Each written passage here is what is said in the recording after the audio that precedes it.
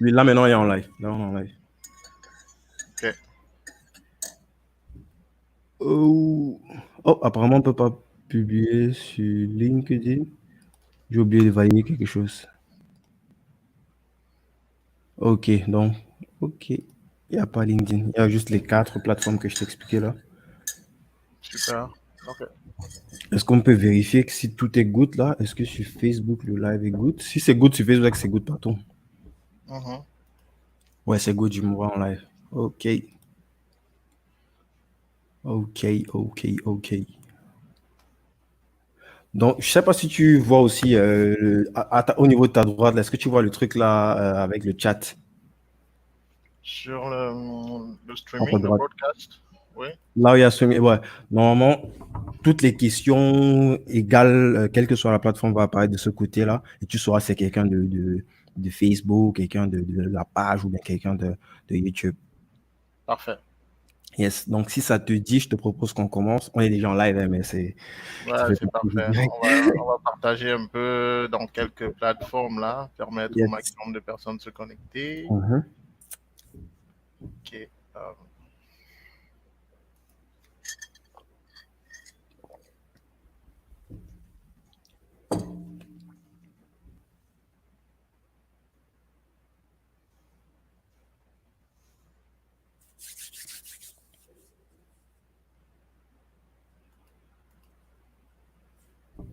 Ouais, sur YouTube, ça fonctionne aussi. Je viens de vérifier là. C'est parfait.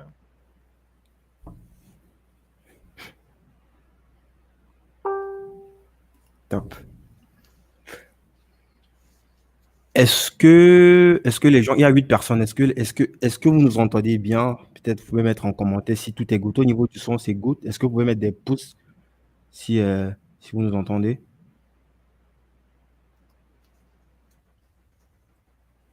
Est-ce qu'on est good au niveau du son, les gens?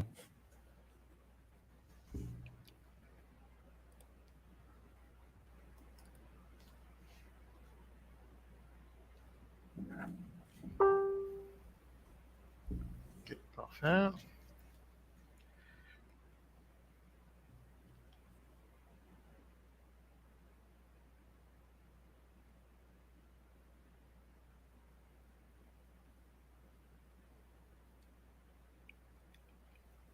Là, ouais, les gens disent que, ouais, je viens de voir les commentaires là.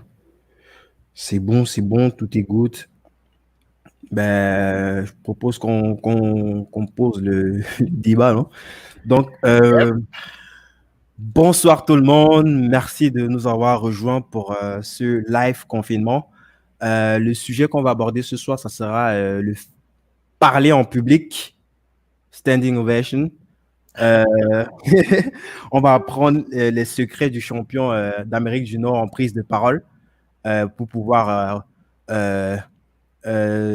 utiliser ce potentiel qui est assez peu connu de la plupart des gens, savoir s'exprimer en public pour vendre, pour négocier, pour vivre.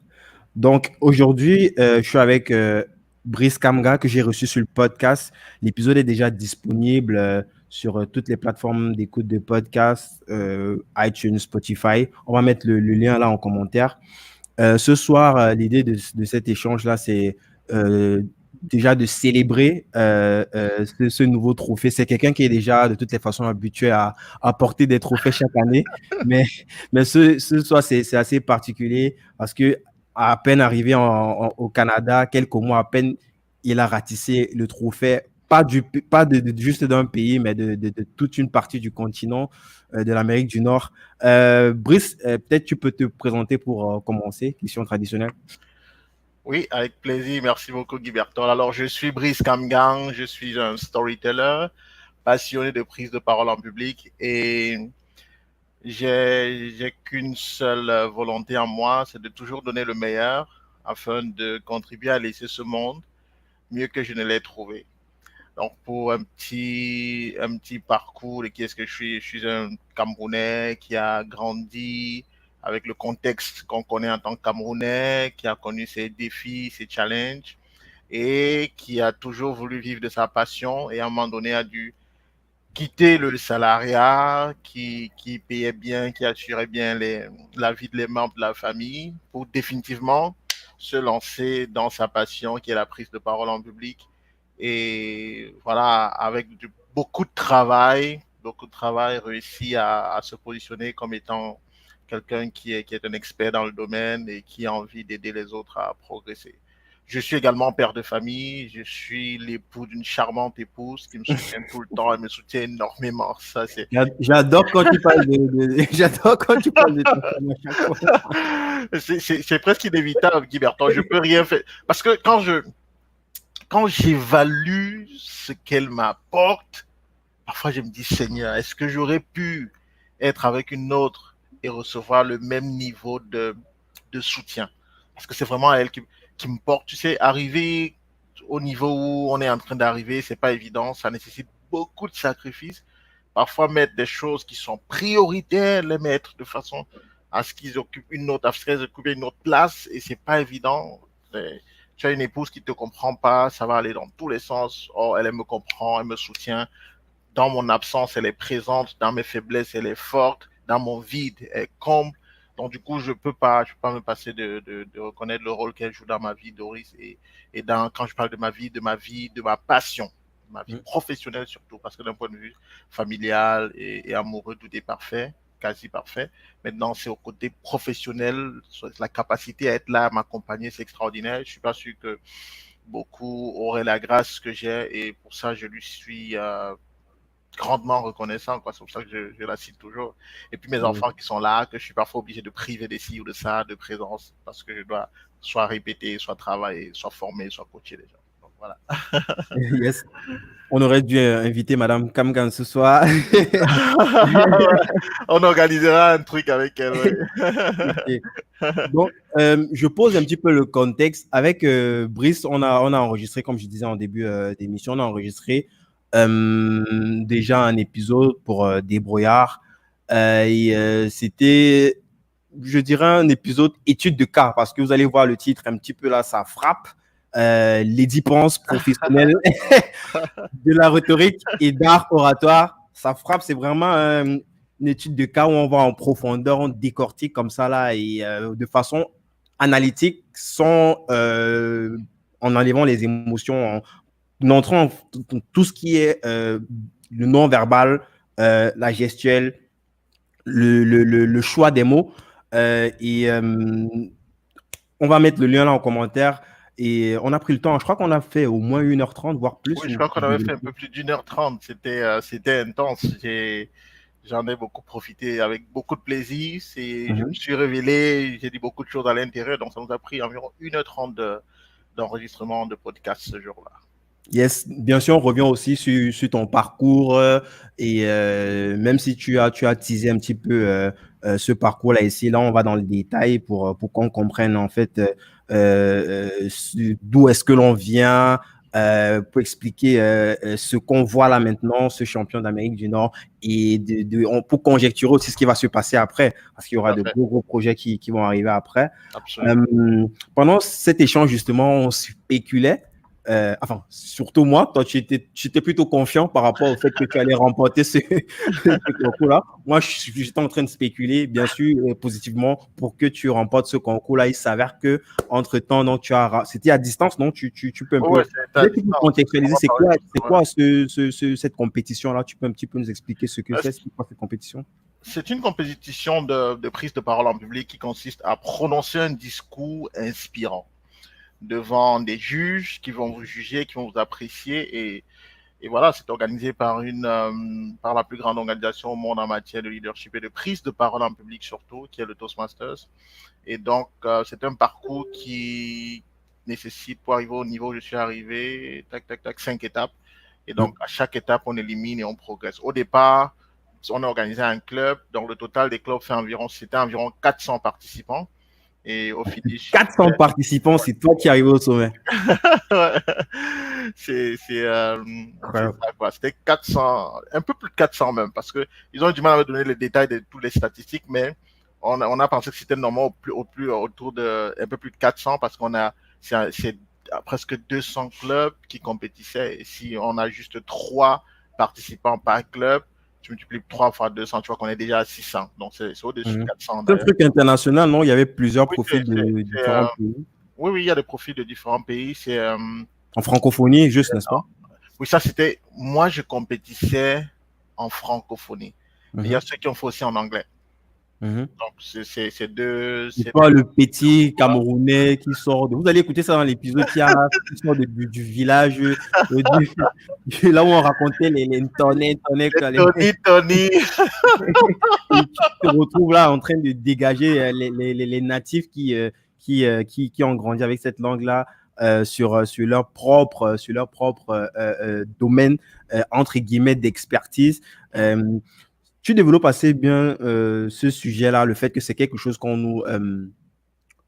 ne nous expose pas à nous. Quand je parle de nous, je parle de la communauté africaine parce que c'est quelque part aussi un instrument de domination, un instrument de pouvoir. Le fait de pouvoir parler, convaincre et de pouvoir même décrypter ce que les autres disent et anticiper même. Et ça, on voit aujourd'hui, ça a une influence sur tout, que ce soit Absolument. dans le business, dans la finance, même les traders. C'est du décryptage en fait de tous ces éléments-là dont tu expliques pendant l'épisode là qui permettent qu'ils puissent prendre des décisions en fait pour chaque trade qu'ils font. Absolument. Euh, donc tu disais donc tu as compétit pour la francophonie et Oui, c'est c'est dans l'option le pour les francophones, effectivement. Et voilà, et la précision aussi, tu disais, c'était en ligne finalement. Parce que quand on ouais. est arrivé au niveau à l'avant-dernière étape, ce qui correspond par exemple aux demi-finales, si on regarde le football ou un sport, ça peut être considéré comme étant les demi-finales. Mhm. À ce niveau, la pandémie était déjà déclarée. Il y avait la distanciation, le confinement était parti. Mhm. Il fallait On donc. rappelle pour ceux qui vont écouter plus tard, je crois que nous sommes le 2 mai, en Oui, plein confinement dû au Covid-19. Donc, c'est justement la raison pour laquelle on parle de distanciation. Donc, c'était plus possible, en fait, de se voir en personne pour compétir. Et c'est quoi? Est-ce que tu peux un petit peu, vu que tu as fait les deux, c'est quoi le contexte entre compétir comme ça en présentiel et avoir des personnes comme ça à distance qui te regardent à travers un écran et qui doivent juger ta prestation à travers un écran. alors le niveau d'exigence est totalement différent, hein. C'est beaucoup plus facile d'être en présentiel, d'être devant les gens. Beaucoup plus facile. Parce qu'on parle de compétition. On ne parle pas de simple présentation. C'est vraiment, tu vas en compétition contre des personnes qui sont super talentueuses, elles aussi, qui ont leurs atouts, qui ont leurs faiblesses, c'est vrai, et qui, tout au long du parcours, ont réussi à dominer, à occuper la première place et avancer. Donc, c'est quand même, on parle de concours. Et donc, Mhm. lorsque tu le fais en présentiel, on parle de prise de parole en public et donc d'art oratoire, la communication d'émotions, etc. Tous ces éléments-là sont faciles à transmettre lorsqu'on est en live, lorsqu'on est en présentiel, en direct, je voulais dire. Quand on est en présentiel, c'est beaucoup plus facile de créer une connexion émotionnelle. Pourquoi? Parce que quand on est en présentiel, il y a le contact humain qui est direct. Deuxième chose, c'est que l'un des éléments qui transmet le mieux nos émotions, c'est l'expression de notre visage. Et en présentiel, il est plus facile de voir le visage que, je vais prendre l'option en ligne, en fonction de dispositifs, etc. Et en présentiel, tu es entier, on te voit de la tête aux pieds. Alors que en ligne, c'était difficile qu'on te voit entièrement. Parce que si on te voyait entièrement, on ne pouvait pas voir ton visage. Et si on ne voit pas ton visage, on ne connecte pas facilement avec tes émotions. Donc, il y avait vraiment une complexité au niveau logistico-technique, au niveau de la transmission des émotions, au niveau de la connexion émotionnelle, parce que la personne qui t'écoute, est-ce que son Wi-Fi à un moment donné, son Internet va bugger? Est-ce qu'elle va te suivre de bout en bout? Est-ce que quand tu vas dire quelque chose de super important, toi-même ton Wi-Fi ou ton Internet ne va pas bugger? Bref, c'était vraiment challengeant. C'est Mhm. un Et gros. comment revenir, au cas où ça bug, comment revenir et remettre les pendules à niveau? Au cas où ça bug, tu n'as pas le droit de revenir parce que quand tu reviens, tu dilues ton discours qui a un fil conducteur, tu vois. Tu vas pas dire, OK, je me répète. Je vais vous dire, non, tu dis ça, tu passes pas.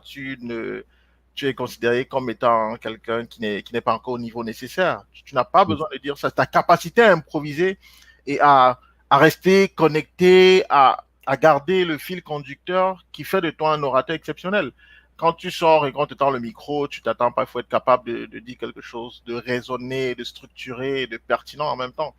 À partir de ce moment, tu es obligé, quand il y a un bug système, de réussir à prolonger ou à continuer ton discours comme si cet aspect-là, cet espace n'avait jamais existé. Et donc, c'était vraiment compliqué de le faire en ligne. Alors, Dieu merci, moi, je dois saluer également mon mentor ici, William Jamen. Le coach Mhm. William Jamen qui est vraiment celui qui m'a... Je me suis très familiarisé à la vidéo, à la production de contenu vidéo, à la connexion avec la caméra depuis août 2018. Ça, je Mhm. le dis, depuis août 2018.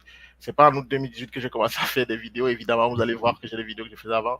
Mais en août, le coach William Jamenka, il est arrivé au Cameroun et qui m'a rencontré. Il m'a dit, Brice, tu fais des choses extraordinaires et je pense que tu dois passer à un autre niveau d'un point de vue visuel. Et c'est comme ça qu'il m'a donné la liste, les liens, tout ce qu'il fallait acheter, etc. Tac, tac, tac, tac, tac. Il m'a donné tout ça. Chose que j'ai faite. J'ai donc acheté, j'ai acquis des équipements de meilleures caméras, etc., les lumières et tout. Donc, et puis, depuis ce temps-là, j'ai continué à commencer à produire du contenu de meilleure qualité. Ce qui fait que Mhm. j'avais quand même un avantage d'un point de vue aisance face à la caméra. Mais sauf que je n'étais Mhm. pas le seul. Je me rappelle en demi-finale, il y a un autre qui avait tout un studio chez lui, bien là, qui... Je disais, c'est pas possible, il faut aller chercher loin pour donner. Il avait un éclairage presque parfait. Le gars, il avait une équipe derrière. Quand il faisait, tu voyais même du zoom. Il avait vraiment une équipe derrière qui pouvait. On le voyait. Même l'ingénieur son Lui, l'ingénieur. Je dis, invité, là. le gars était. Je disais, waouh, Seigneur, moi là, avec ma petite Logitech là, et puis mes trois lumières et tout, mon micro, est-ce que je vais réussir? Parce qu'il m'a vraiment impressionné par la qualité de sa logistique. Et son discours Mhm. était presque excellent. Il avait un Mhm. très bon discours. Il a su vraiment. Ah, le coach William Jamen est là, mon Ah mentor. bon? Ouais, il dit bonjour. Merci d'être là, coach. Tu vois, je pouvais ne pas m'arrêter. Non, mais il faut qu'on Il l'invite sur le podcast, là. faut qu'on Dis-moi, l'invite là. Il faut qu'on on l'invite. l'invite, ça fait.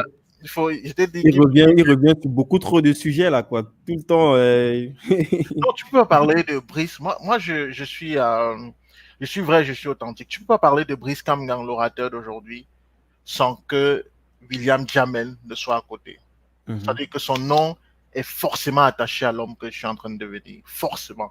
Parce qu'il a joué un rôle capital dans mon momentum, quoi. Il est vraiment arrivé, il m'a propulsé. Donc, moi, je lui serais entièrement reconnaissant. C'est quelqu'un d'extraordinaire. Donc, tu vois, je parlais de lui et il est arrivé là quand je vois Ça discutant de connecte. sujet là. Ça connecte. Il est arrivé net quand je parlais de lui. Ah, Donc, c'est l'algorithme communique par télépathie, quoi. Tu ouais, prononces le nom de quelqu'un, ça connecte direct, quoi. Mais, exactement. Chris, dis-moi, qu'est-ce que ça change ou qu'est-ce que ça va changer, en fait, cette victoire? Parce qu'on ne parle pas juste du Canada, on parle de l'Amérique du Non, Nord. oui, avec les J'imagine États-Unis. qu'il y a forcément un impact considérable. Il y aura des. Là, avec la pandémie, ça ralentit quelques trucs, mais il y aura forcément des synergies. Raconte-nous un peu, c'est quoi? Qu'est-ce qui devrait ou qu'est-ce qui va arriver dans les prochaines semaines? Alors, ce qui arrive avec un truc comme ça, c'est que on a la chance, la grâce d'être dans une organisation qui est, comme je le disais, la plus grande au monde en matière de prise de parole en public.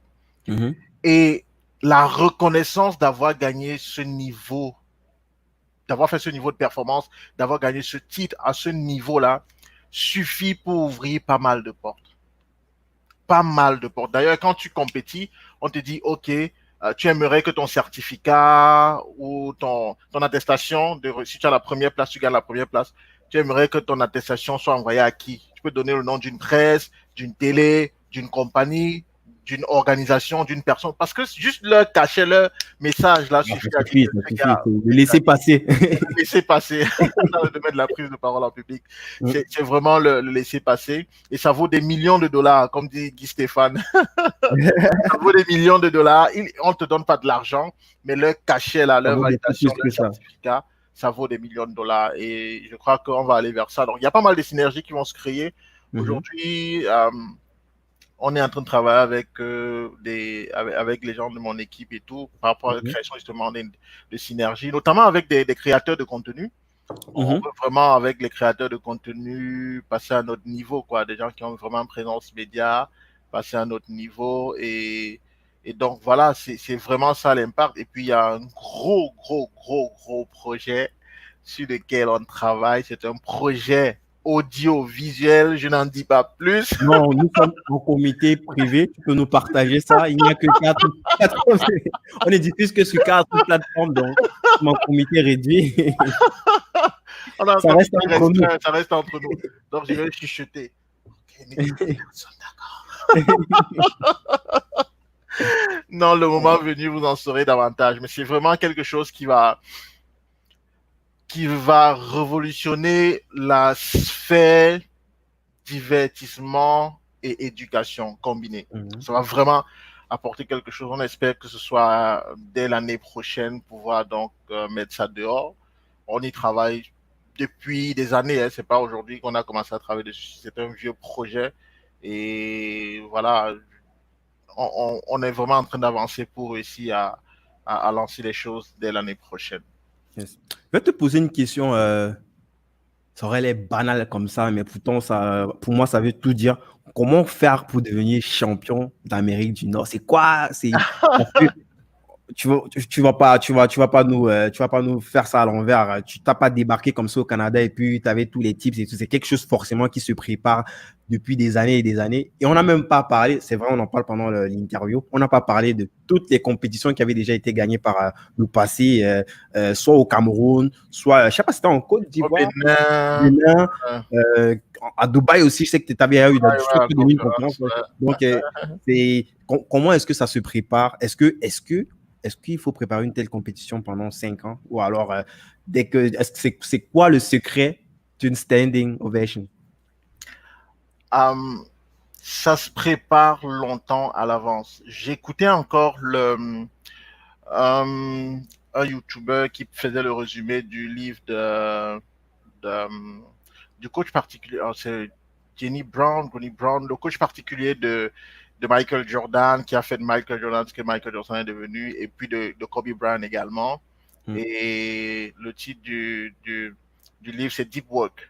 Deep Work. Ah, deep work C'est Cal Newport. C'est Cal Newport, l'auteur, je crois. Cal Newport, Deep Work. Hmm. Et où il explique justement qu'il faut travailler en profondeur et qu'on passe toute la vie à travailler. Il faut être quelqu'un, un hustler, il faut quelqu'un qui est déterminé à gagner, à toujours avancer, à avoir la soif. Il appelle les nettoyeurs. Donc, je crois que je me suis tellement retrouvé dans le descriptif de ce livre comme étant Mhm. un nettoyeur, c'est-à-dire quelqu'un qui est passionné par ce qu'il fait, qui se prépare chaque jour. Pas un seul jour ne passe, Guy Bertol, pas un seul jour ne passe. Mon épouse est là, sans que je ne fasse l'art oratoire, sans que je n'écoute un orateur, quelqu'un qui a dit quelque chose d'une certaine manière et que j'essaie de comprendre ce qu'il a fait derrière, sans que moi aussi je n'élève ma voix pour pratiquer, sans que je n'apprends à rédiger, sans que je ne lise un truc sur la neuroscience pour comprendre le fonctionnement neurologique, le cœur et les émotions. Bref, pas un seul jour ne passe Yes. sans que je ne travaille sur la prise de parole. Après, s'il y a un petit souci, désolé, je vais te couper. On a plus de 40 personnes là dans le live, mais à peine 11 likes. Je comprends pas. C'est pas. Oui, Je comprends pas. on peut mettre stop d'abord. On demande Je de comprends pas. partager, de mettre des likes. Est-ce que peut-être que ce qu'on dit n'est pas intéressant, mais si c'est pas intéressant, c'est Quand on vous fait chier, il faut nous dire. Hein. on arrête parce qu'on le fait pour vous en fait. Guy Si Bertol et on vous moi, on fait aurait pu chier, se voir et parler. On se parle tous les jours. Donc, on le fait pour vous. Si c'est intéressant, vous mettez dans des likes. C'est bien Guy Bertol de moi, je suis sur le podcast, donc je vois pas ce qui se passe sur les réseaux sociaux, sur les autres plateformes. Mais c'est bon de nous arrêter. Donc, on va laisser que les gens mettent des cœurs et qu'ils partagent quelques ouais, secondes. ouais. OK. Je vois pas assez de commentaires aussi, ou c'est moi qui... Je vois pas assez de commentaires, je vois beaucoup de... Rappelons aussi qu'on va prendre des questions Mais auxquelles je vais on va prendre les répondre. questions, on va faire des Wow, sessions comme des ça de sessions. questions pour éviter de t'interrompre tout le temps. Ça Parfait. monte tout doucement, nous sommes à 14 déjà. C'est pas mal, on peut aller jusqu'à 20 likes. À 20 likes, là, on pourra continuer. D'accord. Le chantage, là, c'est le chantage. Non, non, c'est pas le chantage, c'est le prix à payer. Et c'est normal. Il y a toujours un prix à payer à toute chose. Et le prix à payer ici, c'est vos likes.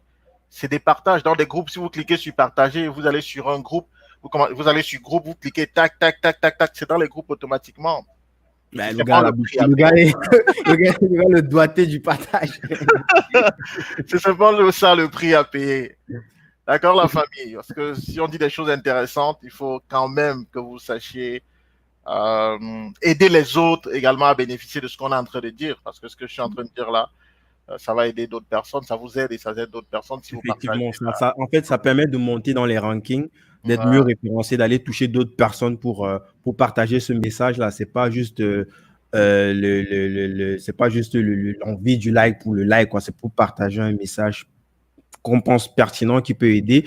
On a discuté longuement pendant notre interview, si tu te souviens, Brice, de l'importance en fait de cette compétence-là, de savoir s'exprimer, de savoir véhiculer des idées, de savoir euh, il y a deux métiers, hein. Il y a aussi tu as une façon de formuler ça. Comment tu dis ça? Savoir. Comment tu formules ça? Non, dis-moi combien de likes on est déjà avant que, et de Là, partages on avant est que... à 20, on a au moins atteint le palier. Ok. Donc, Tu avais traumatisé la dame là. Hein, il nous oui, vient en de fait, la et ça, c'est dans le podcast. Je ne sais pas si tu as perdu le podcast. Les gens pourront aller regarder après, écouter le Mhm. podcast. Oh, ils vont écouter. Je viens de mettre le lien du truc là. Je vais même mettre pour différentes plateformes comme ça, ils pourront aller regarder. Pour ceux qui écoutent sur Spotify, pour ceux qui écoutent sur Encore, Ok, sur Google Podcast. Donc, il y aura tout parfait. là. Donc, ce à quoi il fait allusion, Guy Berthold, c'est que je lui avais dit quand je suis arrivé ici à Montréal, pour ceux qui savent, quand on émigre, il y a toujours les centres d'accueil, les centres communautaires d'accueil pour vous aider à faciliter votre insertion socio-professionnelle dans votre nouveau territoire d'accueil. Et donc, c'est ce que j'ai fait. Je suis allé voir une dame qui m'accompagnait et tout, et qui me parlait. Et sauf que je lui ai fait comprendre que j'étais pas à la recherche d'un travail. Si je veux bosser, ça me prend une seconde. Je sors là, la première personne qui me regarde et qui écoute ma voix va me recruter. Donc, je lui ai dit que c'est pas ça. Surtout qu'il y avait vraiment un boom, peut-être avec la crise, ça va baisser, mais il y avait vraiment un boom Mhm. de demande d'emploi et tout. Donc, c'est Mhm. un boom d'offres. J'ai parlé de demande, mais d'offres d'emploi. Vraiment à Mhm. pléthorique. Ouais, au Canada, hein, c'est assez Oui, particulier quand même. On ne le dit ouais. pas souvent assez. C'est Au Canada, au Québec, surtout. l'aubaine. Exactement. Donc, je lui ai dit non, ça, moi, ça ne m'intéresse pas. Et que moi, j'avais justement l'intention d'apporter des solutions, même aux personnes qui viennent justement dans les centres d'accompagnement et qui veulent justement intégrer la société. L'une des choses qu'on doit pouvoir leur vendre, c'est pas seulement le savoir-faire, parce qu'en entreprise, on dit qu'il faut avoir un savoir-faire, ce qui est Mhm. important. Savoir-faire, c'est ta compétence, qu'est-ce que tu maîtrises, qu'est-ce que tu peux donner à l'entreprise. La deuxième chose qu'on va souvent demander, c'est le savoir-être. Est-ce que tu es poli? Est-ce que tu gères bien tes émotions? Est-ce que tu interagis bien avec les gens? Ça, c'est ça. Et je lui ai dit, madame, il y a une troisième chose qui, de mon point de vue, est la plus importante, sans laquelle on ne peut passer de ce niveau à un autre. Et à partir de ce moment, il est important définitivement que les gens acquièrent la troisième chose, le troisième élément qui va vous permettre justement de passer à un autre niveau. Elle m'a dit, qu'est-ce que c'est? J'ai dit le savoir, faire, savoir. Et J'ai écouté ça une première fois, mais à chaque fois, c'est le même effet. J'ai l'impression. ouais, c'est nouveau, c'est un concept que les gens ne comprennent pas forcément Il parce que fait c'est le pas... même effet à chaque fois. Ouais, Pourtant, peut-être je vais j'ai vulgariser entendu. ça, je vais vraiment contribuer avec. C'est le savoir-faire savoir, chers internautes. Parce que ton savoir-faire est intéressant parce qu'il va te permettre de faire un, 2, 3 et d'avoir le résultat. Ton savoir-être est important parce qu'il va te permettre de faire un, 2, 3 et de mieux interagir avec les gens et de créer ton réseau. Mais ton savoir-faire savoir est ce qui va te permettre de faire un, 2, croire et de passer à un autre niveau. Parce que ce que tu sais faire, tu sauras le faire savoir. Ce que tu sais être, tu sauras le faire savoir. Et à la fin de la journée, c'est ce savoir-faire savoir qui fera de toi un employé exceptionnel ou bien un boss ou un chef d'entreprise, un entrepreneur exceptionnel. C'est le savoir-faire savoir. C'est le même effet à chaque Là, fois. la dame est restée. J'ai senti qu'elle avait reçu un coup de massue, quoi. Il a fallu Il qu'elle vient digère d'où? un peu. C'est qui ce mec-là? Qui ce gars? Elle regarde encore mon CV. Et elle allait Google mon nom. Elle allait Google mon nom. Et elle a donc vu des choses sorties. Pap, pap, pap, pap, pap, pap. Et là, elle me dit, waouh, Monsieur Brice Kamgar, mais vous avez un gros parcours, vous avez un gros background. Je vois ici sur Google que vous avez fait plein de choses. Je vois plein de vos vidéos, etc. Et j'ai dit oui, voilà, on a aussi fait quelque chose et on continue de le faire, on continue d'avancer, on continue de progresser. Et elle était vraiment, vraiment contente. J'ai gardé de très bonnes relations avec elle. D'ailleurs, je dois vous dire, je vais vous faire une confidence. Cette dame, c'est elle.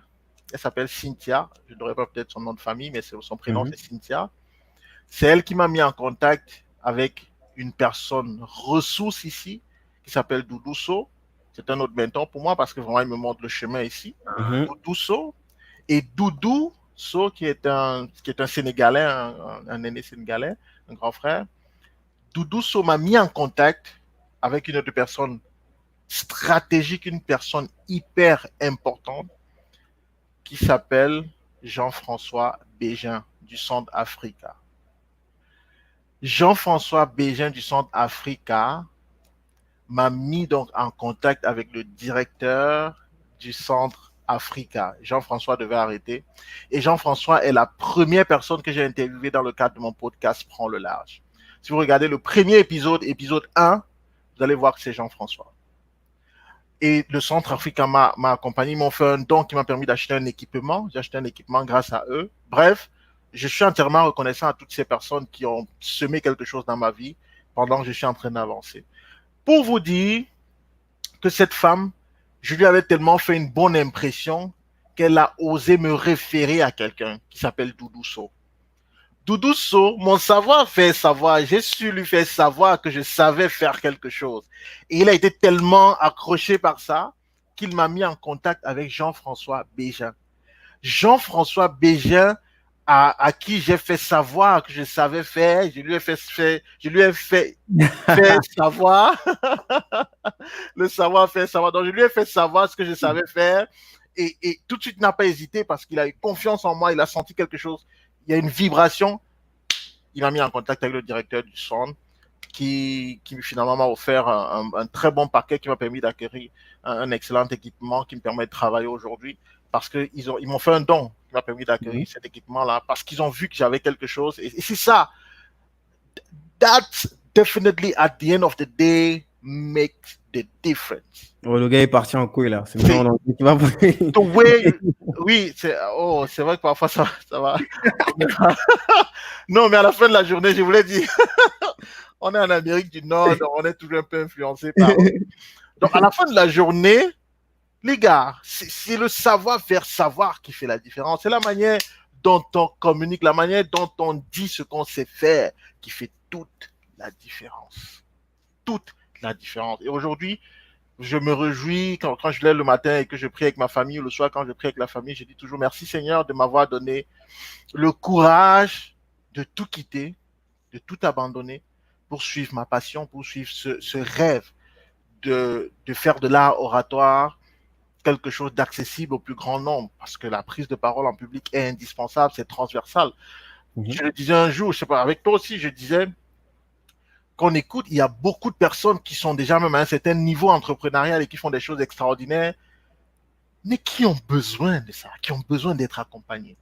Quand j'ai analysé le discours du professeur Maurice Kamto, il y a parmi la multitude de réactions, quelquefois controversées, quelquefois très favorables à mon analyse et tout, mais il y a une personne qui est venue me dire comment tu oses évaluer le professeur Maurice Kamto, un avocat international quelqu'un qui a gagné des procès, en fait, c'est juste un homme, ils n'ont même pas écouté le contenu de ce que tu diffuses.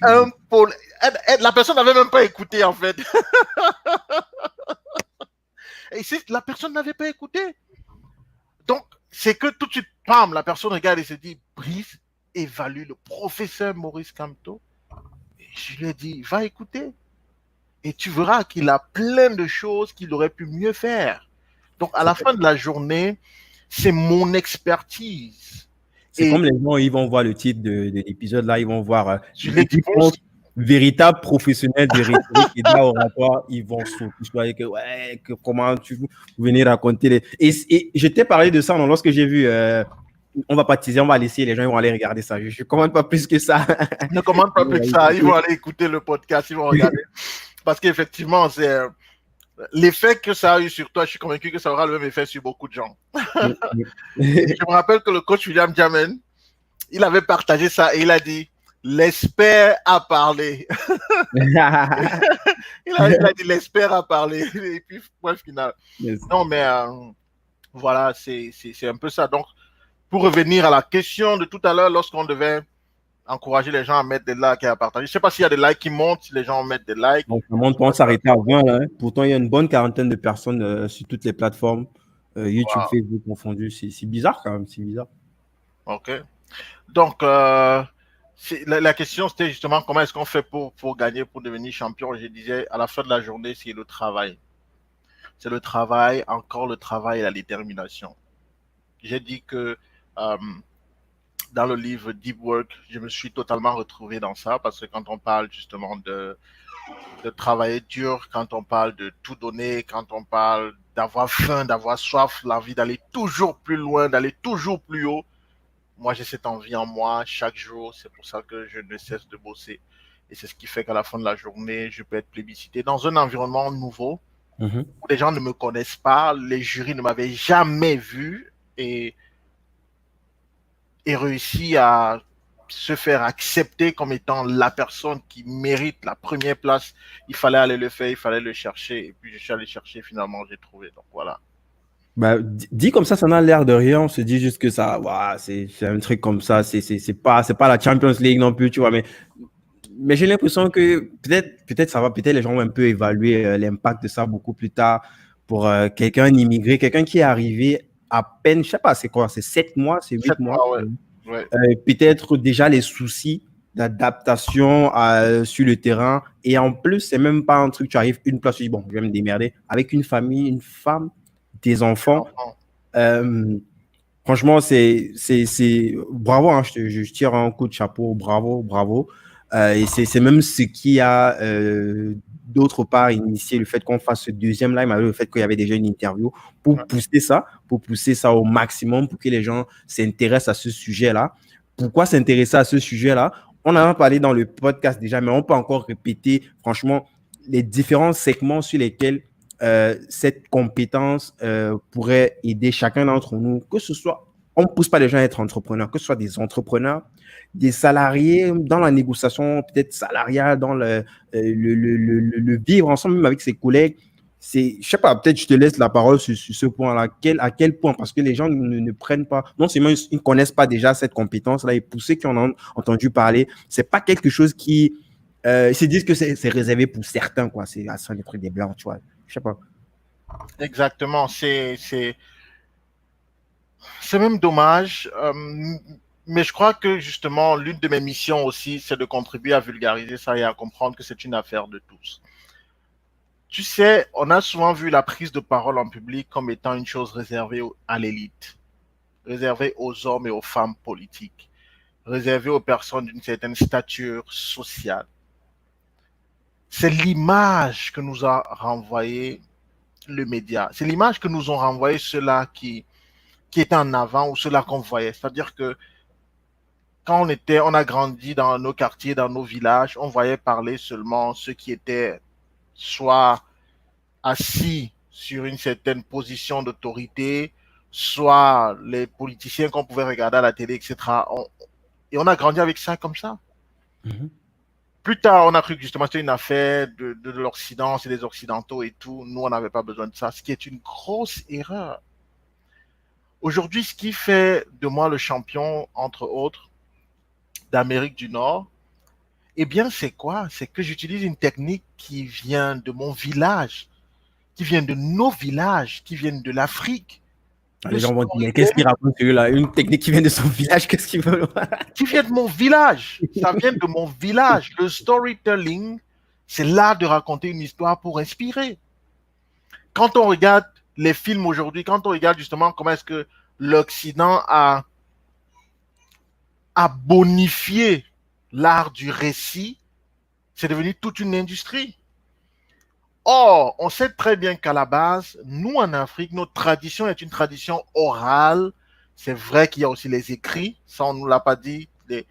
On dit que l'histoire, quand le chasseur revient de la chasse, c'est lui qui raconte comment a été la chasse. Le gibier ne peut jamais dire ce qui s'est réellement passé. S'il a pris des coups, il ne pourra jamais dire qu'il a pris des coups. Il va dire qu'il a tué le gibier. Donc, effectivement, c'est ce qui se passe. C'est que Ou même quand si on part du côté du village Bamoun, là, l'écriture, tout ça, c'est une vieille écriture qui raconte forcément, si on regarde les tablettes sur lesquelles nos ancêtres ont écrit dessus, qui raconte exact. plein d'histoires de ce qui se faisait par le passé et des traditions qui sont toujours perpétuées au jour d'aujourd'hui.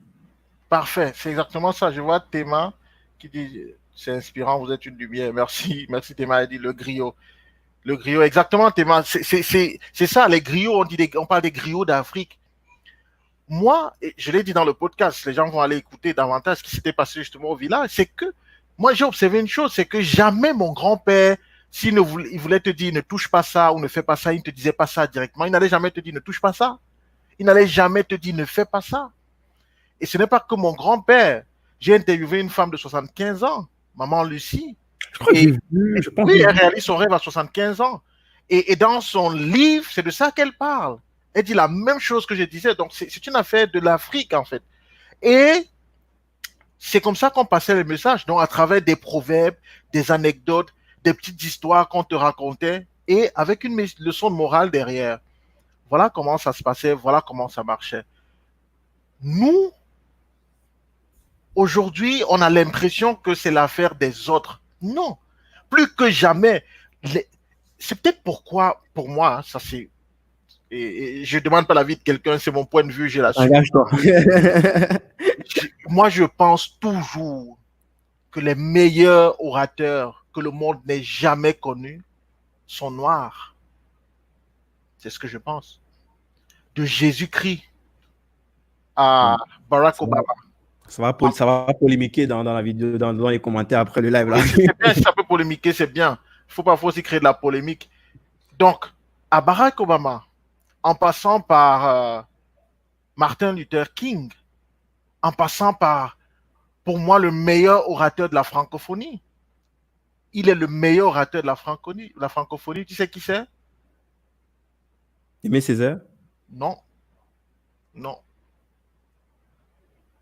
je suis sûr que le nom Tu va sais me qui c'est? surprendre. Est-ce que les gars peuvent mettre en commentaire? Est-ce que vous savez qui est ou qui était? Parce que bon, la personne ne vit plus, c'est déjà un indice. Le meilleur orateur de la francophonie. Est-ce on peut voir des commentaires? Mettez-nous des propositions en bas. Propositions Kéké, là. Césaire. C'est la grosse référence, non? On sait que c'était lui. Ouais. Oui, au niveau de les vers et tout. Aimé Césaire, bon, oui, mais c'est pas lui. C'est pas lui. Je serais surpris de voir ce que les gens ils racontent. Je vois pas, je vois pas, je vois pas, je vois pas. Est-ce que les gens sont au courant? Est-ce que les gens ils connaissent? Mais tu peux un petit peu donner quelques indices. C'est l'Afrique de Deuxième l'Ouest, indice, l'Afrique de l'Est. voilà quelqu'un qui propose Senghor. C'est pas Senghor, c'est quelqu'un d'Afrique de l'Ouest. Ah, l'Afrique de l'Ouest. Ok. Encore que les gens regardent sur la carte d'Afrique de l'Ouest, c'est où? C'est quelqu'un d'Afrique de l'Ouest. Donc, Côte d'Ivoire. Oui. Côte d'Ivoire. Oh, Côte d'Ivoire. C'est pas la Non, Côte on d'Ivoire. demande quel Si c'est dans le pays. pays, non, si c'est dans le pays, vous allez trouver. Si c'est dans le pays, vous allez trouver. On donne 3 pays entre les 3 pays. Ok, je donne 3 pays. Togo, Burkina Faso, Sénégal. C'est pas Cheratna Diop, Daniel. Ça peut être de Burkina Faso, mais Togo, Burkina Faso, Sénégal. Qui parle de Thierry Nguemandon? Non, je sais pas. Ouais, Daniel a trouvé, c'est Thomas Sankara. Thomas Sankara. Thomas Sankara est le meilleur orateur de la francophonie. Personne de tous les discours, de tous les speeches que tu as déjà suivis, en tant qu'expert, je le valide comme étant le meilleur orateur de la francophonie. Le meilleur orateur de la francophonie. Et lui, il n'utilisait pas forcément, enfin, quand on regarde ce qu'il y a de ses archives, il n'utilisait pas forcément les vers ou les structures ultra techniques de rhétorique. Bon, même s'il réussissait quand même à faire véhiculer son message. Parfait. Et c'est ça justement que je voulais qu'on retienne aujourd'hui, Guy Berthold.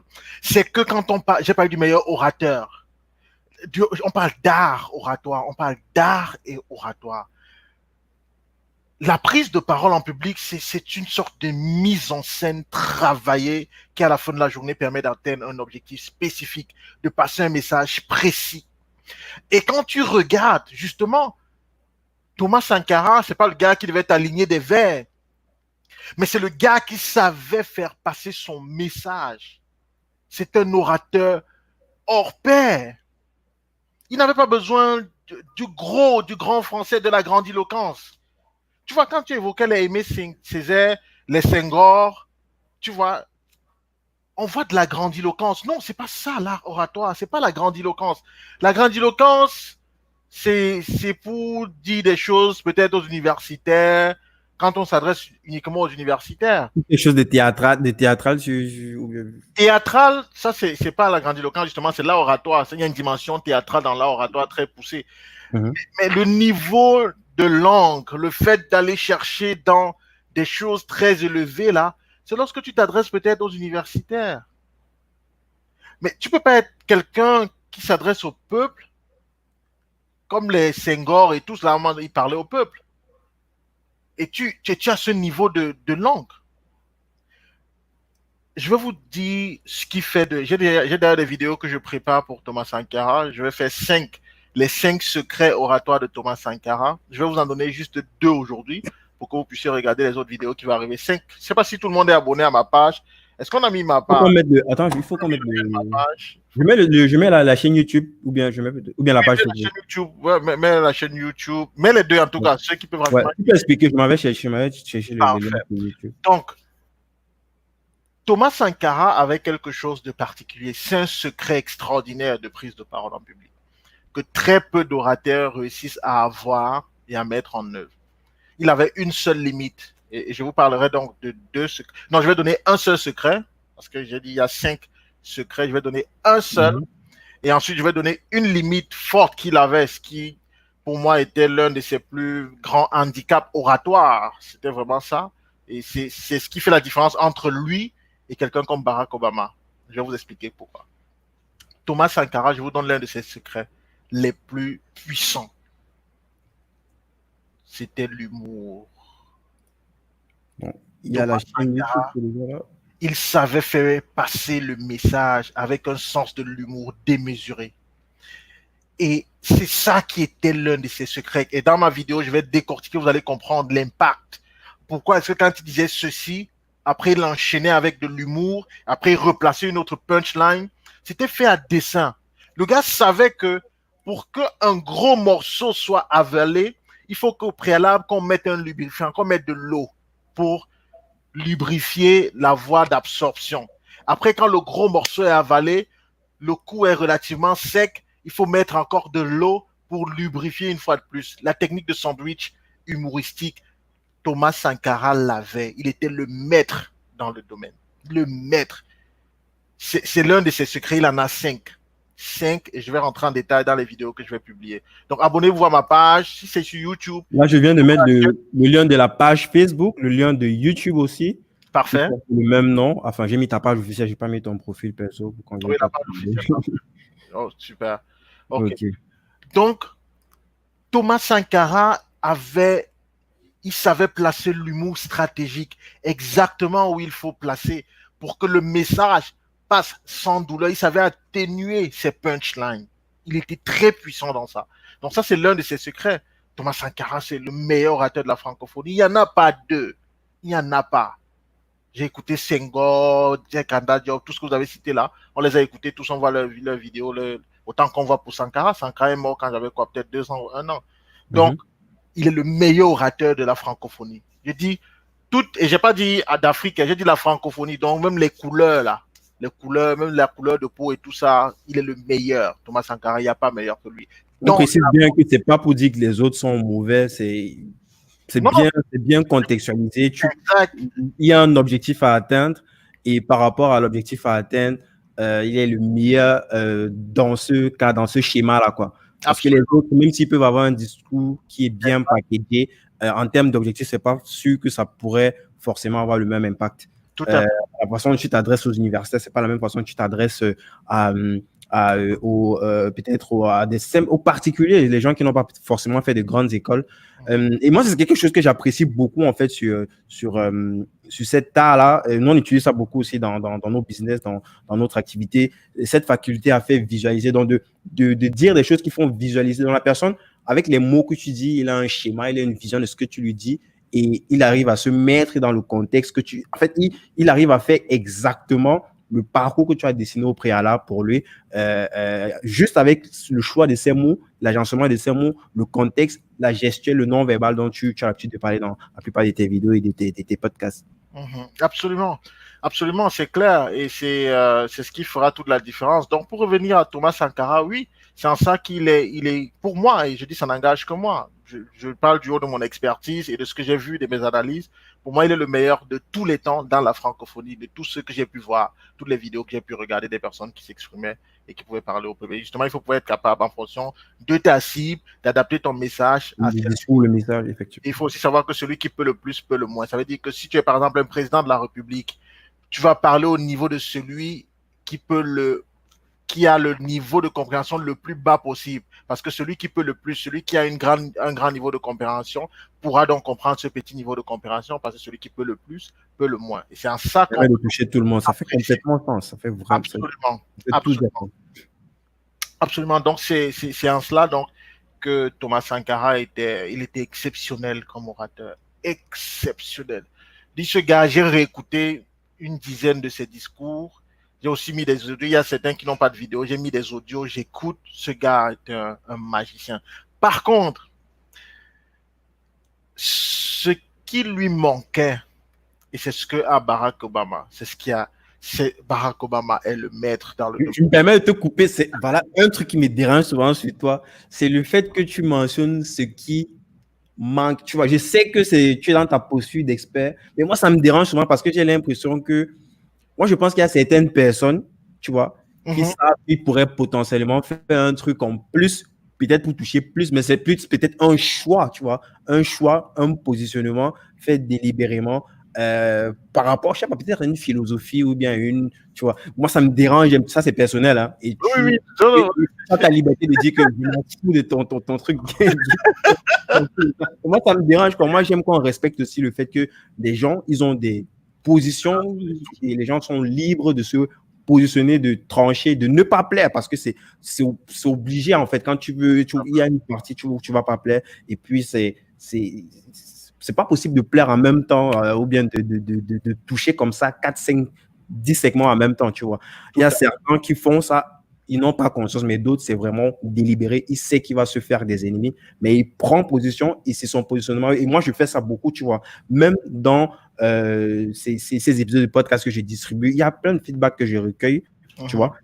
J'écoute certains de ces feedbacks, mais d'autres feedbacks, j'écoute. Je sais qu'en appliquant ce que ces personnes me disent, ça peut être un game changer, mais moi, par rapport à ma philosophie, moi, par rapport à ce que je veux faire, par rapport à mes objectifs, tu vois, par exemple, le fait qu'on ait des discussions qui durent 1h30, 2h, c'est on dit non, c'est trop long, on fait 30 minutes. Non, moi, j'ai besoin d'entrer en profondeur dans les sujets, de discuter, de prendre mon temps. Ça va faire sauter, il y aura une partie des auditeurs qui vont sauter, certes, mais moi, c'est mon choix, c'est mon positionnement, même si je sais que le contraire peut ramener plus de personnes, tu vois.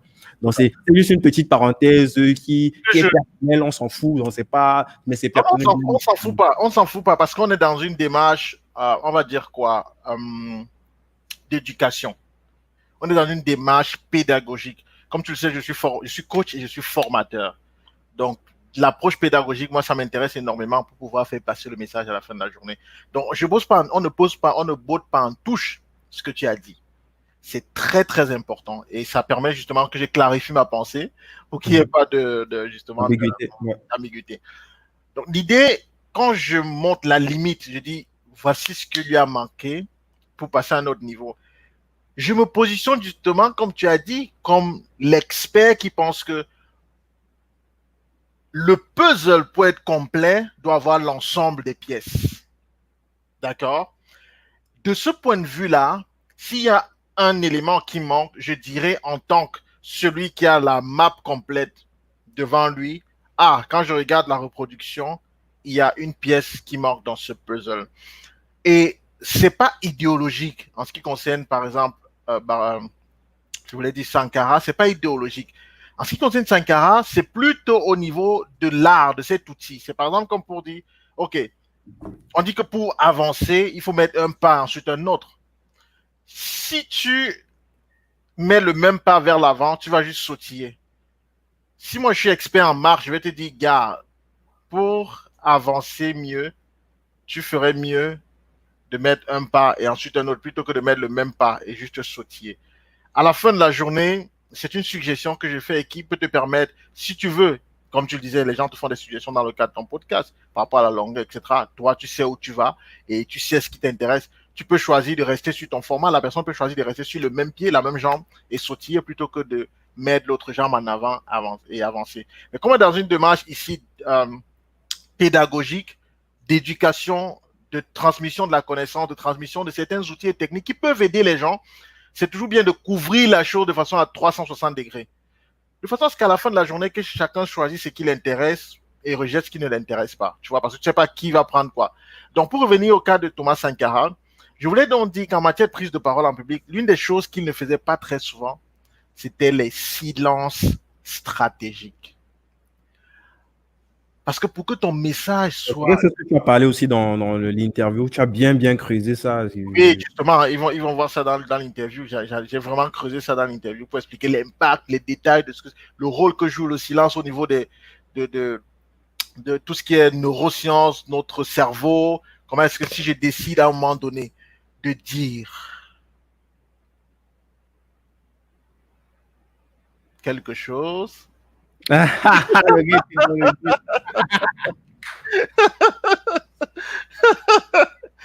est-ce que la vidéo, est-ce qu'on a déjà, on a combien de partages? Est-ce qu'on a déjà 1000 partages? Ah, c'est pas possible. Est-ce qu'on a 1000 partages? Je m'attendais à ce que le truc se passe après. Tu vois, c'est ça. Et ça, ce que je viens de faire, Barack Obama est très fort dans ça. Il est très, très fort dans ça. Et ça lui donne une certaine avance d'un point de vue oratoire. Je reviendrai aussi sur lui pour parler de ses techniques, de ce qu'il fait, là où il est à l'aise et là où il peut être un peu limité et tout, pour nous permettre justement d'en apprendre davantage. Donc, voilà pourquoi je déclarais que Thomas Sankara est le meilleur orateur de la francophonie et je ferai des vidéos. Il y a 5 vidéos qui vont sortir au sujet de ces 5 techniques secrets oratoires et je crois que ça va aider beaucoup de gens, ça va aider pas mal de personnes. Donc, je vois les commentaires. Yes. Il faut qu'on check un petit peu les commentaires. C'est vrai qu'on a mis là, mais il faut qu'on regarde un petit peu, ça s'accumule. Il y a plein, je crois qu'on a plus de 70 commentaires. Là. Les commentaires. Merci beaucoup là. Ok, c'est beaucoup, c'est bon. Merci, en tout cas, merci d'être là. Je vois beaucoup de prénoms de dames. Je ne sais pas si vous avez vu mon annonce, on va peut-être parler à la fin, mais je ne sais pas si vous avez vu mon annonce par rapport à la formation que j'offre aux femmes leaders, uniquement des femmes leaders là. Je sais pas, tu as un lien, peut-être tu peux. Toi, tu peux commenter, non? Je sais pas si tu as un lien, tu peux partager ça. Ou bien je regarde peut-être sur ton profil, là, le lien, comme ça je peux repartager ça. Je regarde. Donc, le private chat et le lien ici, je peux pas commenter. Pour commenter, il faut que j'aille peut-être sur Facebook. Attends, je vais voir si je peux aller. Moi, j'ai le truc là, j'ai le truc qui est épinglé sur ta page, je viens de retrouver ça là, donc je peux copier directement le. So, what's going now? Ouais. Donc, c'est une formation spéciale que j'ai, un accompagnement spécial. C'est pas qu'une formation, il y a formation et coaching, quoi. C'est un accompagnement spécial pour les femmes leaders, les femmes qui qui savent clairement ce qu'elles veulent, qui sont déterminées à passer à un autre niveau, des femmes qui ont une vision claire de leur objectif et des femmes qui sont aussi prêtes à, au lieu de payer 1 700 € de formation, parce que c'est normalement le prix de cette formation-là, à Mhm. payer beaucoup moins, peut-être 3 fois, 4 fois moins pour leur formation sur 3 mois d'accompagnement, coaching et formation pour contribuer justement à propulser les femmes à un autre niveau. Si Ok. vous n'êtes pas intéressé, vous pouvez Mais regarder. Brice, je regarde là, il y a pas de lien. Tu as juste décrit sur le truc. Ou on te contacte directement sur ta page. Ah, il y a l'adresse email sur la photo. Ok, c'est bon, c'est bon. Oui, Donc, je vais mettre directement le lien en fait du texte, comme si pour rendre la description du truc. oui, il y a. Et aussi t'écrire directement par email au Hmm. besoin ou sur la page. Voilà le lien du truc. Tac, on a partagé partout. Sur Facebook Parfait. et YouTube. C'est good. Excellent. Yes, c'est bon, c'est partagé partout. Good, good, good, good, good. Mais qu'on check un petit peu les autres Les commentaires, là, commentaires, si oui. on Regardez peut. s'il y avait des questions. J'ai quoi là? Il y avait des questions. S'il y a des questions, on peut prendre des questions. S'il y en a, on regarde. Je vois pas de questions, je vois plutôt des Il y a quelqu'un qui questions. dit là plus haut, moi j'ai appris qu'il faut deux choses. Je pense que c'est par rapport à l'oratoire, hein. Maîtriser son Mhm. sujet et avoir envie de partager son savoir. Est-ce que tu penses que la maîtrise de son sujet est primordiale par rapport à la capacité ou la capacité à avoir envie ou de savoir partager son savoir? Est-ce que tu peux, juste parce que tu sais un peu plus que les autres, mais tu n'es pas expert? Par contre, tu as cette capacité-là à transmettre le peu que tu sais. Est-ce que est-ce que c'est quelque chose qui peut être game changer? C'est clair. Je sais pas si ma question te fait comprendre. Bon, quand la personne a dit elle a appris qu'il y avait deux façons de faire. Elle a dit qu'il y avait deux façons de faire maîtriser son sujet. Maîtriser son sujet et avoir envie de partager son savoir. Oui. Non, mais ça peut pas, non, ça peut pas suffire. Tu maîtrises ton sujet. Tu es un excellent, je sais pas moi quoi, chimiste, financier. Tu connais la finance. Tu brûles d'envie de partager ce que tu sais de la finance. Et puis quoi? C'est un peu comme si Et puis quoi? c'est un peu comme si tu démarrais une voiture, une jolie voiture qui est jolie, très jolie, elle est belle. Tu entres dans la voiture et tu sais comment on démarre. Tu démarres la voiture et elle n'a pas d'essence pour avancer. Tu vas où avec? Tu brûles d'envie d'aller, je sais pas moi, rencontrer ta fiancée, rencontrer ton épouse, signer un contrat d'affaires, te balader, aller en voyage. Mais tu n'as pas de carburant, tu fais quoi? Ou alors, pour que tu comprennes bien, qui a posé la question, je veux prononcer le nom de la personne. C'est. Wow, c'est dur là. Jack Keima, quoi? Jack Keima Atangana, quelque chose, eux là, je sais pas. Ok, Atangana. Ok, bon, je vais peut-être dire Atangana, c'est plus facile. Ça fait bizarre quand même. Mais bon, c'est plus facile que le prénom quand même. Ah, c'est peut-être Jacques Aymar. Jack Emma, c'est comme ça? Ok. Jacques Jack. Aymar Atangana. C'est la famille, c'est le Camer. C'est la famille Jacques. Peut-être c'est Jacques. Emma, je vais dire Emma, c'est peut-être Emma qu'on va dire. Ok, Emma. Emma, pour te répondre, mon frère, je suppose que tu es un homme, c'est un prénom d'homme. Pour te répondre, mon frère, tu vois, c'est un peu, quand tu dis, tu maîtrises ton sujet, tu maîtrises par exemple très bien, euh, tu as peut-être tu veux aller quelque part, tu veux aller quelque part, tu es seul, tu as une belle voiture que tu connais, c'est une très belle voiture, c'est ton sujet, la voiture c'est ton sujet, tu maîtrises très bien ta voiture, elle est jolie, elle est belle, très jolie. Ensuite même, ok, tu brûles d'envie de partager ton sujet, donc tu brûles d'envie de déplacer cette voiture, de te balader avec elle, de faire qu'on la regarde, qu'on la voit au quartier ou bien dans la rue, tu veux rouler avec elle, elle est tellement jolie, tu brûles d'envie de partager avec le monde entier ta belle voiture. Mais sauf que tu n'as pas de permis de conduire. Tu ne sais pas conduire. Tu ne sais pas comment amener ta voiture au monde. Tu ne sais pas comment rouler et aller avec ta voiture, la montrer au monde, alors que tu brûles d'envie de le faire. Et tu maîtrises ta voiture. C'est ta voiture, tu l'as achetée depuis quelques mois, mais tu n'as pas encore ton permis. Je ne sais pas si ça fait sens. Mm. Non, Ça ne complètement. suffira jamais aussi longtemps que tu brûles l'envie. Alors, par contre, par contre, ce sont des étapes préalables. Je suis parfaitement d'accord avec toi. Si tu considères ça comme étant des étapes préalables, à savoir la maîtrise du sujet et l'envie de le partager sont les deux étapes préalables. C'est les deux étapes qu'il te faut. C'est parfait. Il faut ça avant. Les deux étapes doivent être le ressort sur lequel tu t'appuies pour te projeter et aller chercher le comment transmettre. Le désir de partager ta voiture avec le monde, de faire que le monde entier voit ta jolie voiture, doit être tellement grand que tu ne brûles d'envie que d'une chose supplémentaire à faire, à savoir aller passer ton permis de conduire. Parce que tu sais qu'une fois que tu auras passé ton permis de conduire, tu pourras revenir, conduire cette voiture et la mener à la découverte du monde. Si, Brice, si je reformule ça, je profite justement de la question, je reformule ça par rapport à ce que j'ai dit précédemment. Oui. Tu as, je prends par exemple quelqu'un qui s'intéresse au sujet de la blockchain, tu vois. Hum. La blockchain, tu vois, c'est quand on parle de blockchain, c'est un petit peu comme si on parlait de Java au début des années 2000, tu vois, une nouvelle technologie.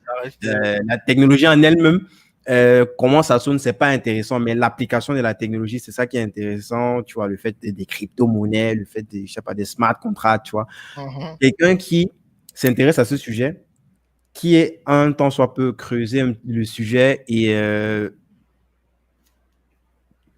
ne maîtrise pas, tu vois, mais est familier au sujet, a des choses à dire par rapport à ce sujet-là. Et à Alors, côté de ça, vas-y, à, vas-y, continue. à côté de ça, la personne a déjà cette compétence, tu as parlé au début du truc de cette compétence de savoir faire Faire savoir. et oui, le savoir faire savoir. C'est ça, la communication. Est-ce que à partir de, je parle ça plus par rapport à, je fais toujours le parallèle avec l'entrepreneuriat parce que c'est mon domaine de prédilection. Ceux qui, par exemple, se mettent des barrières, qui se mettent des, je sais pas, qui trouvent des raisons, est-ce que le fait d'avoir cette compétence-là, de savoir faire savoir, on peut se servir de ça comme levier et pour pousser, euh, euh, euh, comment formuler ça? Se servir de ça comme levier pour pousser le peu de connaissances que tu as vers des personnes qui n'ont en fait aucune idée par rapport à ce sujet-là. Parce que tu restes quand même expert par rapport à ceux qui n'ont aucune idée en fait de la blockchain. Le simple fait que tu saches un petit peu les différentes applications de la blockchain, un petit peu comment cette technologie-là fonctionne, est-ce que c'est est-ce que le levier de savoir-faire savoir, est-ce que le savoir-faire savoir pourrait être potentiellement un levier pour toi pour pousser ce peu de connaissances que tu as et des personnes qui n'ont aucune idée, quoi, en partant du principe que tu vas évoluer? Je ne sais pas si ma question, ça fait sens. Je crois l'avoir compris. Je vais peut-être essayer de la reformuler. Donc, l'idée, Mhm. c'est de savoir, c'est de se dire, si tu es un individu, tu es une personne qui a quelque chose à partager, c'est pas profond, c'est pas quelque chose de si profond que ça, mais c'est quand même quelque chose. Mhm. Et derrière, tu sais aussi comment partager ça, tu sais comment communiquer, comment faire savoir le peu que tu sais. Est-ce que c'est Oui, un levier qui peut te permettre de te propulser? oui, c'est exactement ça. Mais en plus limpide quand même. Pas avec eux, mon. Je vais vous raconter une histoire. Je crois J'adore quand ça commence comme ça. que j'ai deux amis à moi qui étaient passionnés de football. Moi aussi, je jouais un peu au foot d'ailleurs. Et puis, les gars sont là, ils jouent régulièrement au quartier et puis ils vont faire des tests, ils jouent.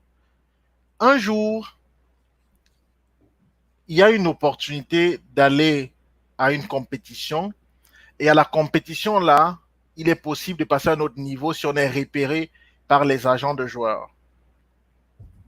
Le plus talentueux de mes deux amis, des deux, il avait un peu fait de lourdeur, c'est-à-dire qu'il a dit qu'il ne va pas à cette compétition, elle n'est pas intéressante, vraiment, il ne va pas aller là-bas et tout. Et le moins génie, le moins fort des deux, lui, il allait à cette compétition. Et quand il arrive à la compétition, il a joué, il a donné ce qu'il pouvait donner. Sauf que quand il est arrivé là-bas, il a été repéré et il est parti jouer en Europe. On l'a amené faire des tests en Europe. Et là, quand on lui a dit qu'il devait aller en Europe, il est revenu dire à son gars au quartier, il nous dit, et on était très content pour lui. Et le gars a commencé à s'entraîner comme un malade. Il bossait dur. Ce gars courait le matin et soir, chaque jour, parce qu'il préparait son test. Il est arrivé en Europe, il a fait son test, on l'a pris. Il a joué dans des. Il n'a jamais été extraordinaire. Il a joué au Danemark, il a joué en Ukraine, il a joué aussi en Belgique, sans être extraordinaire, mais il a pu, par sa passion, éclore et puis réussir à en vivre. Il vit de sa passion aujourd'hui.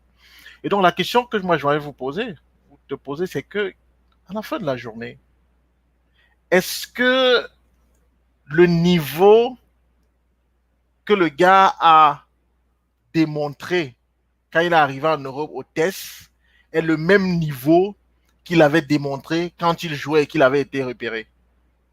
Non, c'est pas pareil. C'est Pas le pas même niveau. la même chose. Entre le gars qui est allé faire le test en Europe et le gars qui avait joué au tournoi où on l'a repéré, il y a un fossé. Et le fossé vient de quoi? Du travail qu'il a fait, qui l'a amené à ce niveau-ci. Le jour de la compétition, il était prêt quand on voyageait avec lui. C'est la même chose avec cette personne qui connaît un peu de choses. Ça correspond à mon ami qui est en train de jouer dans un stade, dans une compétition. Il n'a pas un niveau très élevé. Mais au moins, comme il sait jouer, au moins, comme il sait pousser le ballon, il joue. Et là-bas, qu'est-ce qui se passe? C'est qu'il est donc exposé à quelqu'un qui recrute et qui cherche des gens qu'il va amener à un niveau supérieur pour faire des tournois. Et il est recruté. Voilà pourquoi il est important de savoir faire savoir, de savoir communiquer. C'est que le gars qui ne sait pas le monde entier, qui n'a pas la profondeur, n'a pas une connaissance, mais le peu qu'il sait, il a aussi travaillé sur comment faire savoir ce qu'il sait. Et donc, quand il est exposé, vous croyez que moi-même, le niveau que j'ai aujourd'hui, c'est le même que j'avais il y a 2 ans, il y a même 6 mois? Non, non, comme je vous ai dit, je travaille tous les jours. C'est pas la même chose. Or, le gars, quand il est exposé comme ça et qu'il est sollicité, qu'est-ce qu'il va faire? Puisqu'on l'amène à passer à un autre niveau, il est obligé d'aller encore bosser dur. Pour ne pas, comme on dit au Cameroun, verser le manioc. Non, j'adore cette technique de visualisation là, tu vois, avec juste en illustrant ça, on voit le truc, on voit où tu vas en venir, c'est limpide, c'est propre, c'est. Merci, j'espère que c'est clair. Donc, ça joue un rôle capital, c'est important. J'ai vu une autre question, Narcisse, qui me disait ici, l'audace de commenter et de donner ton avis sur les discours de certaines figures politiques t'est venue d'où, Brice Kamgang? N'as-tu pas craint les représailles de ceux qui pourraient mal diriger? Merci beaucoup, Narcisse. Tu me donnes l'opportunité. Juste avant que tu ne répondes, il y a une partie de réponse de cette question-là dans l'interview.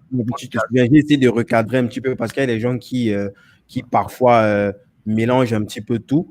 Dans l'épisode, on essaie de bien contextualiser. Et tu as même dit ça au début de l'interview, c'est de la pédagogie. On est en train de faire un travail analytique, un travail rationnel où on décortique les process utilisés pour véhiculer certaines idées, philosophies ou, je sais pas où, notions de vie. Donc, il n'y a rien de personnel, il n'y a pas de parti, il n'y a pas de Brice Kamga est de tel parti ou n'est pas de tel parti ou supporte tel support. On s'en fout, limite même. On s'en fout. Peut-être qu'il n'a même jamais participé à un des meetings de ces personnes. Peut-être qu'il n'a même jamais voté. Tu vois, lui, il fait un travail de professionnel, d'analyse, pour voir les instruments, les stratégies, les méthodes qui sont utilisées par ces personnes-là et qui pourraient potentiellement être réutilisées, que chacun de nous pourrait potentiellement se réapproprier pour ses activités. Et donc, je te laisse répondre. C'était juste pour dire, on a recadré ça et puis je voulais aussi essayer je voulais profiter de ce live-là pour mettre ça aussi au clair, quoi. On s'en fout des meetings de partis, on s'en fout de vous. Allez faire ça dans les pages appropriées. Si nous, on fait de la pédagogie, on fait de l'analyse, on bosse, quoi. On est en train de bosser clairement, là. On n'est pas là pour polémiquer. Super. Merci Guy Berthold. Je vais juste te répondre en quelques mots, quoi, parce que l'essentiel, on a creusé dessus dans le cadre du podcast. Il faudra aller regarder le podcast Narcisse quand ce directeur se terminera. Vous allez aller regarder le podcast et puis vous allez suivre en détail. Mais la question de savoir si je n'ai pas crainte de représailles, non, j'ai pas craint. Je savais que les représailles viendraient parce qu'on est, malheureusement, c'est la réalité, on est tous humains et en tant qu'humains, on est limité. C'est-à-dire qu'on voit les choses selon les lunettes qu'on porte. Si on met des lunettes noires, on va voir qu'il fait noir. Si on met des lunettes vertes, on va voir qu'il fait vert. Si on met des lunettes blanches, on va voir qu'il fait blanc. Donc, du coup, je savais que ça devait arriver. Mais mon désir de partager est plus fort que les représailles que je peux recevoir. Mon désir de contribuer à ce que la prise de parole en public soit vulgarisée est plus grand que les représailles qui pourraient venir de partout. Et comme j'ai dit, il y a des gens qui n'ont pas aimé du tout. Il y a des gens qui estimaient que voilà. Regarder, parce que tu peux ne pas aimer quand tu as écouté, mais tu n'as même pas écouté un truc et puis tu dis, c'est ça que je comprends. 99,99% n'ont même pas écouté. C'est que dès qu'ils voient la photo de quelqu'un, ils disent ah, voilà le quelqu'un qui demande ta page, je vais rapidement rechercher le lien là pour reposter. D'accord. YouTube. Donc, à la fin de la journée, c'est de se dire pourquoi ne pas oublier tout ce que les gens peuvent penser et juste avancer. Une fois de plus, comme je vous disais, j'ai écouté le livre Deep Work et il disait que justement les nettoyeurs, c'est comme ça qu'il appelle les gars qui sont acharnés de leur passion et qui veulent avancer et tout. Il dit que les nettoyeurs, c'est des gars qui n'écoutent pas qui se foutent de ce que les gens vont penser. Les gars avancent, ils créent le chemin parce que le chemin n'existe pas. Les gars font ce qui n'a pas été fait, ils avancent. Et moi, je le fais. Je n'ai pas encore vu quelqu'un dans la francophonie ou en Afrique faire ça, mais moi, je le fais. J'ai choisi de le faire parce que j'estimais que c'était important et que ça pouvait aider pas mal de personnes. Parmi nous, il y a des gens... La chaîne YouTube quel que soit le domaine dans lequel vous êtes, vous pouvez vous servir des outils que vous trouvez dans la communication politique pour l'appliquer dans la résolution peut-être de certains conflits dans votre propre entreprise, pour motiver vos propres staffs, motiver les membres de vos équipes. Dans la fin de la journée, c'est une attitude pédagogique qu'on a et on s'est dit, le plus important pour nous, c'est de réussir à ressortir ce qu'il y a de bien et de permettre aux gens d'avancer. L'autre chose, je vais te dire, c'est que quand tu disais qu'effectivement, la majorité des gens ne lisent même pas, ils vont dans tout le sens sans même avoir écouté, sans avoir pris la peine de regarder la vidéo. Ceux qui regardent sont venus me voir. Beaucoup me disaient, waouh, merci Brice, j'ai appris 1, 2, 3 points. J'ai appris 1, 2, 3 choses. Merci beaucoup. Honnêtement, j'ai apprécié le fait que tu es resté strictement professionnel sans aborder les aspects politiques de la chose. C'était bien. Et c'est des gens qui ont une opinion politique à laquelle je n'adhère même pas forcément. Mais qui ont eu l'honnêteté intellectuelle, ils font partie des 0,1% qui ont suivi la vidéo avant de venir me parler. Et puis, ils ont dit, c'est bien fait, c'est professionnel, bravo. Donc, Narcisse, oui, moi, j'ai pas craint les représailles, je savais qu'il y en aurait, je reste professionnel et c'est le plus important. Peut-être pour clore le débat sur ce point-là, moi, je vais prendre même un exemple, vraiment, on va dire c'est un exemple extrémiste. Moi, je pars du principe que on peut apprendre même des pires personnes. Je prends l'exemple même de Hitler, le dictateur légendaire. Ouais. Comment est-ce qu'une personne peut réussir autant à créer une telle... polarisation. Que les gens ont un respect, on l'appelle le Führer, tu vois, comment est-ce qu'il réussit à captiver autant l'attention des gens? On s'en fout des objectifs, des conséquences, de ce qu'il a pu faire avec, tant que toi, dans ton éthique, tu sais que c'est quelque chose qui pourrait potentiellement te servir, tu sors, tu te détaches un petit peu de la partie émotionnelle et tu essaies de piquer les instruments, les process, les stratégies utilisées pour véhiculer ces messages-là. Je vais prendre l'exemple aussi d'Éric Zemmour. Écoute ça, tu connais Éric Zemmour, écoute sa façon tout le monde l'insulte autant, pourtant les gens partent cliquer, les gens partent voir ses vidéos. Pourquoi? Comment est-ce qu'il fait? Quelles sont les stratégies qu'il fait pour captiver autant d'attention, pour pousser ses idées qu'on peut aimer ou ne pas aimer, on s'en fout, on n'en a rien à foutre, quoi. Par contre, le process utilisé, et c'est ça qui est le plus important à la fin, et c'est ça que nous, on essaie de mettre en avant ici. Maintenant, même si nous, on prône, et je fais cet effort-là de ramener des personnes qui ont une certaine éthique, je ne vais pas non plus ramener un dictateur sur le podcast. Donc, même si nous, on prône, en fait, une certaine éthique, on a quand même cette distanciation-là qu'on fait pour aller prendre les éléments. C'est quoi l'instrument? C'est quoi les stratégies? C'est quoi le processing? Et comment est-ce qu'on tourne tout ça pour, à la fin, faire que les gens fassent ce que l'on veut, quoi. Parce que c'est un petit peu ça. Si on va parler de manipulation, on a pris le temps de bien contextualiser ça dans l'épisode, quoi. Si on parle de manipulation, il y a quelque chose de machiavélique derrière. Mais si on parle d'amener les gens à, c'est pas, vers un achat, vers une façon de penser, c'est autre chose. On va vraiment en profondeur sur le podcast, donc je vais exactement les gens aller regarder ça. Là, on est à plus d'une heure. Là, je ne sais pas si on peut prendre une ou deux qui sont séparées. J'ai se détaché de la partie émotionnelle. Je ne sais pas, peut-être, Brice, toi, tu aurais quelque chose à rajouter, je ne sais pas, peut-être en mot de fin, peut-être. Moi, je te remercie déjà d'avoir encore pris la peine de venir une deuxième fois en live en plus pour exprimer tout ça, pour fêter, pour partager avec nous cet exploit. Parce que quelque part, même si c'est pour toi, c'est représentatif un petit peu de la communauté, entre guillemets, parce qu'on va dire c'est le Camerounais qui est champion de l'Amérique du Nord. Tu vois, c'est quelque part, c'est un peu comme quand on dit peut-être, quand je suis ici, quand je viens du Cameroun, on dit « Ah, Samuel Eto'o », tu vois, c'est un peu pareil, quoi, tu vois. Donc, quelque part, ça nous représente, tu vois. Donc, il ne faut pas non plus... Donc, merci pour ça, merci pour ton temps. Je ne sais pas si tu aurais quelque chose à ajouter, peut-être avant qu'on ne sait pas. D'accord. Non, c'est un privilège de porter haut les couleurs du pays, de porter haut le continent, parce que on est dans un autre continent, donc c'est une affaire de continent, bien au-delà du pays. Comme même le dit le docteur Claudel Noubissi, le Cameroun, c'est notre quartier. C'est notre quartier, et puis Cameroun et l'Afrique, notre pays. Non, effectivement, c'est ça. Grosse dédicace. On l'a dit absolument, docteur N'Djamène, Claudel Noubissi, on a besoin de vous sur cette plateforme. Oui, on va organiser ça. On va organiser. Le docteur Claudel va venir, et puis William N'Djamène aussi, le coach William N'Djamène sera là, c'est sûr qu'ils vont voir avec leur agenda. On va les contacter, on va essayer de planifier ça. Ils ont des choses intéressantes qu'ils peuvent partager avec nous et qui peuvent vraiment être utiles à notre développement, quoi.